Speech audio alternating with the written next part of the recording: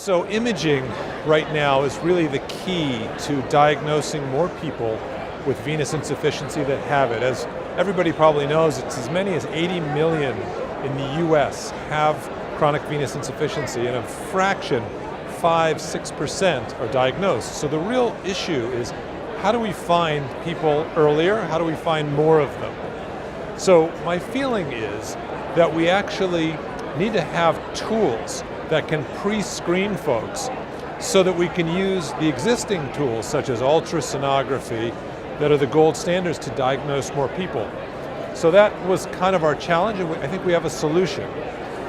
It's something called thermography. It's basically infrared technology that exploits a particular unique capacity of the blood to keep core blood, meaning the inside blood, like when you put a thermometer in your ear or you put something in your mouth, the core is always a little bit hotter than the actual blood on your skin temperature.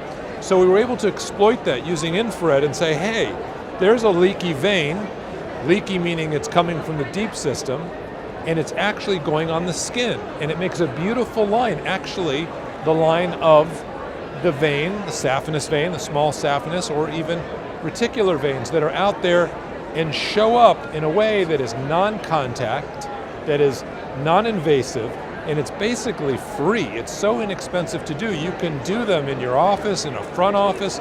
We're doing them in malls, health fairs, everywhere. You see all of this venous insufficiency.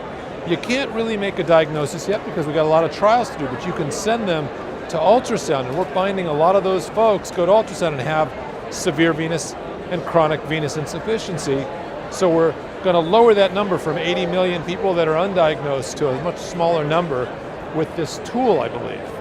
So I think that's part of the future. I think that thermography via a company called Thermex, the first in the world really to patent this capacity, as well as to display at the ACP this year. There's a whiteboard presentation and an abstract that my colleague and partner, Dr. David Wright, is going to give today. And we're 4 or 5 publications to follow, which we think is going to revolutionize the diagnosis of chronic venous insufficiency. So stay tuned, and thank you.